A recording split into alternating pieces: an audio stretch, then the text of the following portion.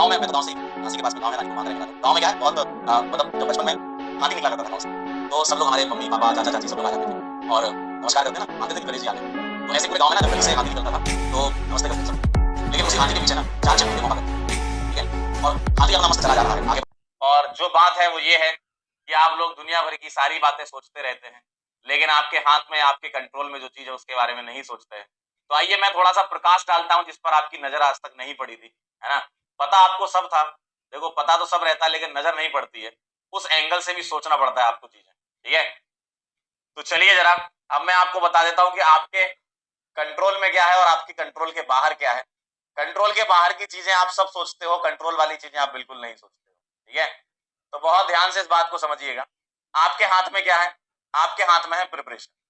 आपके हाथ में एग्जाम का पेपर नहीं है और किसी को भी नहीं पता कि अगले साल का पेपर कैसा आने वाला है, ठीक है।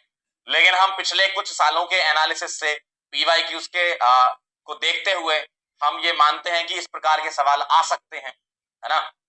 तो ये ध्यान रखिएगा, एग्जाम का पेपर किसी को भी नहीं पता कि कैसा होने वाला है, लेकिन आप जो तैयारी कर रहे हो उस पर आपका बिलीव होना चाहिए। आपके हाथ में प्रिपरेशन है जो आपको करना है, ठीक है।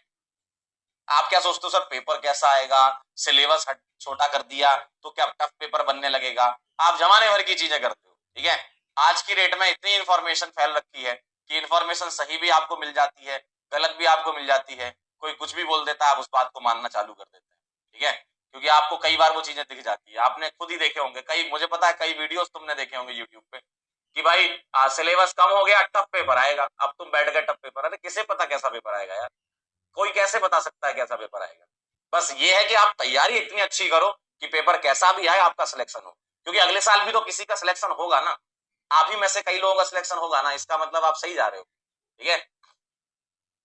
और आपके हाथ में एफर्ट लगाना है और बिल्कुल फोकस के साथ तैयारी करनी है और प्रैक्टिस करनी है, ठीक है। बिल्कुल फोकस के साथ पढ़ना है, कोई भी डेविएशन इस समय आप मत लाओ, क्योंकि समय बहुत कम बचा हुआ है। आपको देखने से लग रहा है कि सर अभी तो नया साल भी नहीं आया है, लेकिन बेटा याद करो कितनी तेजी से ये साल निकला है और कितनी तेजी से बहुत जल्दी जल्दी समय निकल रहा है, और यही समय है, पकड़ लो इसको, ठीक। आप कॉम्पिटिटर्स के बारे में सोचते हो कि अरे मेरा दोस्त, मेरा भाई, मेरी बहन इतना पढ़ रहे हैं, उतना पढ़ रहे हैं, मैं क्या करूं, मेरे से तो पढ़ाई ही नहीं हो रही है। तो ये तो भाई साहब बहुत गलत बात है। अगर तुम कॉम्पिटिटर्स के बारे में बहुत ज्यादा देखो, कॉम्पिटिटर आप किसे मानो, कॉम्पिटिटर मानो एग्जाम के पेपर को, कॉम्पिटिटर मानो खुद को। किसी दूसरे इंसान को कॉम्पिटिटर मान के क्या होगा, तुम उससे आगे निकल भी जाओगे तो क्या प्राप्त कर लोगे जीवन में, किसी को ऊपर या नीचे दिखाने से तुम्हें क्या मिल जाएगा, है ना। तो आप अपने आप से लड़ाई करो ना कि हम पहले कैसे थे और अब कैसे हो गए, खुद से खुद की लड़ाई है और जीतना तुम्हें ही है, ठीक है। प्रॉपर प्लानिंग करें, स्ट्रेटजी बनाएं, आप खुद से बनाएं कि भाई हमारे ये चैप्टर छूट गया या हमारा ये टॉपिक छूट गया, उसको मुझे कैसे कवर करना है, थोड़ा एक्स्ट्रा टाइम निकालना है मुझे, ठीक है, एक्स्ट्रा प्रैक्टिस करनी है मुझे। तो ये खुद की प्लानिंग करें आप, है ना। बाकी और लोगों के ओपिनियन पर मत जाएं, किसी की तैयारी कैसी रही है, कोई कैसे सिलेक्ट हो गया है, आप उसका सारा टाइम टेबल कॉपी करके आप खुद सिलेक्ट नहीं हो सकते हो, वो उसके लिए था, है ना। कई बार ऐसा होता है, आप लोग कहते हो कि नहीं इस बच्चे के अच्छे नंबर आए हैं तो मेरे भी अच्छे नंबर आएंगे, ठीक है, सोचना अच्छी बात है, सोचना अच्छी बात है कि मेरी भी आएंगे, लेकिन जरूरी नहीं कि वो जिस पाथ से गया है और आप जिस उसका पाथ अपनाना चाहते हो और वो एकदम 100% फॉलो कर लो। पहली बात तो आप 100% फॉलो नहीं कर पाओगे। देखो, एक डेस्टिनेशन पर पहुंचने के लिए अलग अलग रास्ते हैं, ये एग्जाम ऐसा है कि आप डिफरेंट रास्तों से इस डेस्टिनेशन पर पहुंच सकते हो। तो आप अपना रास्ता खुद ढूंढें कि आपका रास्ता कौन सा है। हो सकता है कि आप थ्योरी कम करते हो, प्रैक्टिस ज्यादा करते हो, कई लोग थ्योरी ज्यादा पढ़ते हैं, प्रैक्टिस कम करते हैं, लेकिन वो थ्योरी ऐसी पढ़ते हैं कि हाँ क्वेश्चन बन जाते हैं, या आपको सवाल ज्यादा लगाने से समझ में आता है। ऐसा होता है ना, हर एक इंसान का पेस अलग अलग है। आप 4 सवाल लगाओगे तब जाके समझ में आएगा, कोई 2 सवाल से ही समझ लेगा, है ना। तो आपको अपनी चीजें समझनी है, खुद का एनालिसिस करना है कि मुझे कैसे समझ में आया है, और तुमसे बेहतर तुमको कोई नहीं जानता। इतने सालों से तुम खुद के साथ हो ना, तो तुमसे बेहतर कोई नहीं जानता। अपनी स्ट्रेटजी खुद बनाए, दूसरों की स्ट्रेटजी को कॉपी पेस्ट ना करें, ठीक है। और अपनी फुल रिस्पॉन्सिबिलिटी के साथ मैनेज करें ये सारी चीजें।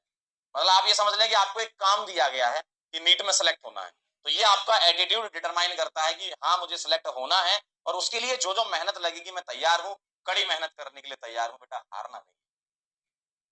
अगर आप इस पर्टिकुलर एग्जाम में हार जाओगे ना, ठीक है, जीवन में कुछ अच्छा कर लोगे, लेकिन अभी इस समय आपके दिमाग में एकदम जुनून होना चाहिए कि हारना नहीं, ठीक है। क्योंकि आपके ऊपर ना बहुत सारे लोग नजर जमाए हुए, और उसके बाद जो होता है ना, जब आप फेल हो जाते हो तो 10 लोग खड़े हो जाएंगे आपके खिलाफ बोलने के लिए, बड़े आए थे तैयारी करने के लिए, हो गया, निकल गई हवा। तो वो सब बातें आपको ना इतनी चुभेंगी, ठीक है आप उससे ओवरकम कर लोगे, over the period of time आप आगे बढ़ जाओगे, कुछ अच्छा करोगे जीवन में, उसके लिए तो आप हमेशा ही तैयार हो। लेकिन अभी जो काम है उसके लिए बहुत मेहनत करनी पड़े। आप ये समझ लो, आपको एक काम दिया गया है, ऊपर वाले ने आपको एक काम दिया है कि यार एक पेपर है इसको निकाल दो, और अगर आपने पेपर निकाल दिया बहुत मजा आ जाएगा आपको, सही बता रहा हूँ, ठीक है। और ये जो चीजें हो रही हैं इनको आपको एक्सेप्ट करना पड़ेगा। आप ये सब चीजें एक्सेप्ट नहीं करते, आपको एक्सेप्ट करना पड़ेगा और चलने दो इसको। कोई क्या बोल रहा है चलने दो, पेपर कैसा आएगा चलने दो, आ जान दो। कोई मेरे बारे में कुछ भी बोल रहा है चलने दो, बोल लो भाई, क्या होगा, वो बोलेगा, उसको कोई मतलब नहीं है। देखो कोई इंसान आपके बारे में कुछ बोल रहा है तो उसको कुछ भी मतलब नहीं है, वो बस उसकी आदत है बोलने की। तुम थोड़ा सा आगे निकल जाओगे वो बोलना बंद कर देगा, क्योंकि वो तो उसी जगह है ना। जैसे एक स्टोरी बताता हूँ, गांव में, मैं तो गांव से ही हूँ, झांसी के पास में गांव है रानीपुर, वहां का रहने वाला हूँ। गांव में क्या है, बहुत मतलब जब बचपन में हाथी निकला करता था गांव से, तो सब लोग, हमारे मम्मी पापा चाचा चाची सब लोग आ जाते थे और नमस्कार करते ना, मानते थे कि गणेश जी आ गए। तो ऐसे पूरे गांव में ना जब गली से हाथी निकलता था तो नमस्ते करते थे सब लोग। लेकिन उसी हाथी के पीछे ना 4-6 कुत्ते भौंका करते थे, ठीक है। और हाथी अपना मस्त चला जा रहा है, आगे बढ़ता जा रहा है, ठीक है। ऊपर हाथी का मालिक बैठा है और चलता जा रहा है, लोग नमस्ते बोल रहे हैं, पैसे दे रहे हैं, पैर छू रहे हैं, और जो कुत्ते हैं 4-5 वो भौंके ही जा रहे हैं। जैसे जैसे हाथी आगे बढ़ता गया, जैसे ही गांव का एंड आने लगा, हाथी निकल गया, कुत्ते वहीं खड़े होकर भौंकते रहे और आपस में डिस्कस कर रहे हैं, तूने ज्यादा अच्छा भौंका कि मैंने ज्यादा अच्छा भौंका। तो वो वहीं पर ही खड़े हुए, वो उस गांव से बाहर भी नहीं जाते, जबकि हाथी तो एक गांव से दूसरे गांव और आगे बढ़ता जाता है, ठीक है। तो ये सब चलता रहेगा, बस आपको अपना अपना अस्तित्व पहचानना है और आगे बढ़ते जाना है, ठीक है। समझ गए ना कहानी? चलिए बहुत बढ़िया।